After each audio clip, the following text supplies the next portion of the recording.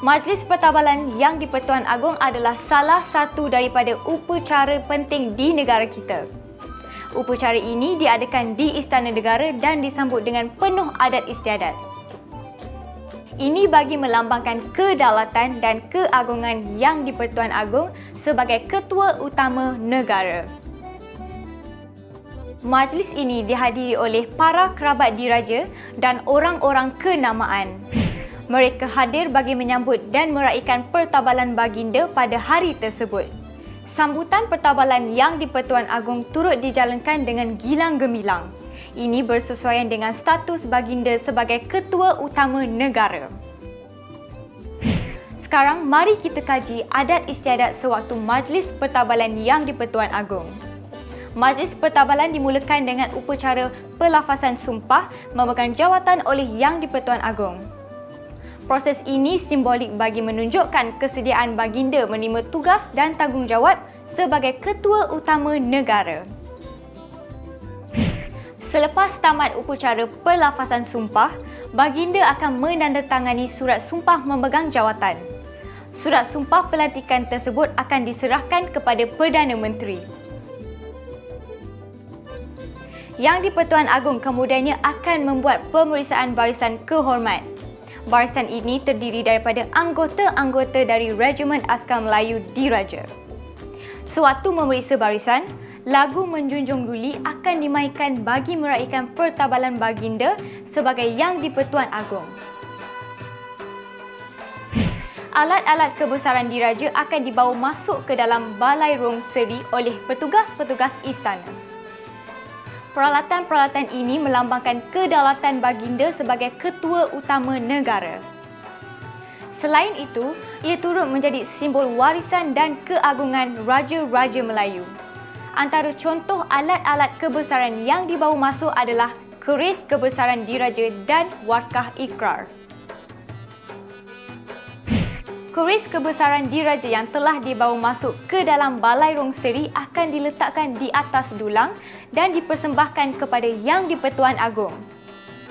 Baginda akan menerima keris ini, mencabutnya dari sarung dan mengucup keris tersebut. Upacara ini adalah sebagai tanda baginda menerima amanah sebagai Ketua Utama Negara.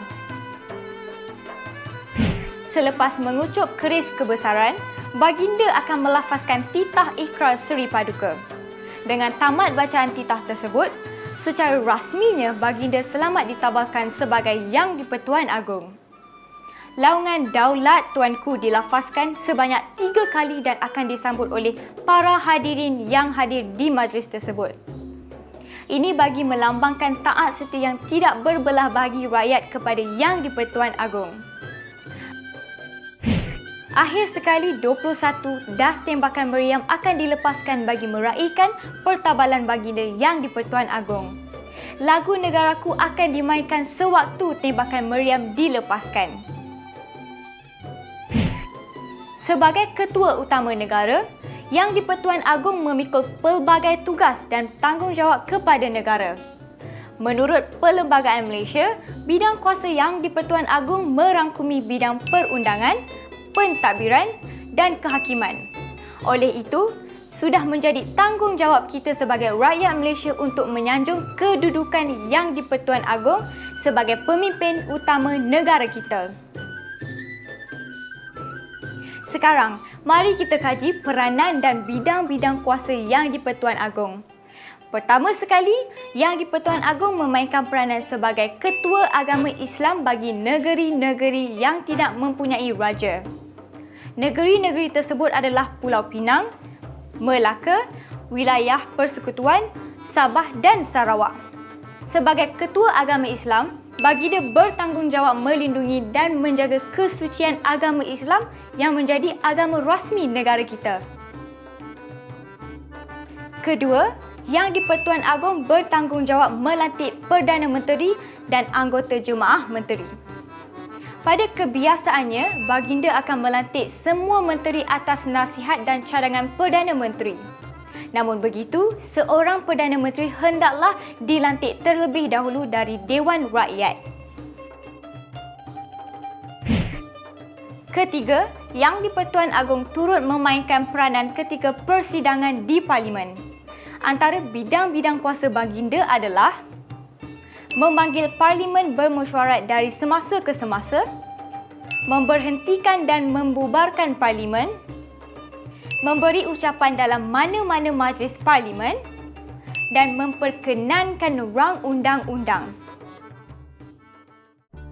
Keempat, Yang di-Pertuan Agong bertanggungjawab melantik Yang di-Pertua Negeri bagi negeri-negeri yang tidak mempunyai raja.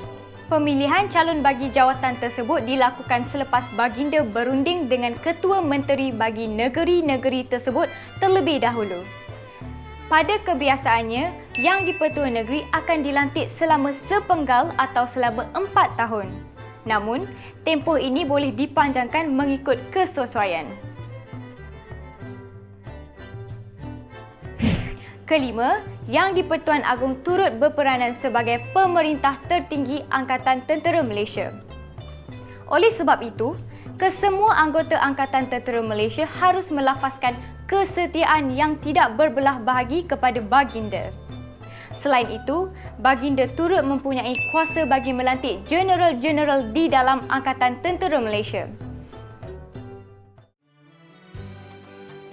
Keenam, Yang di-Pertuan Agong turut mempunyai kuasa bagi mengurniakan darjah kebesaran negara.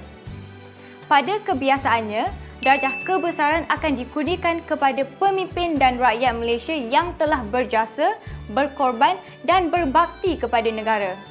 Selain itu, darjah kebesaran ini turut dikurniakan kepada para pembesar dan diplomat negara-negara asing sebagai tanda penghormatan dan persahabatan.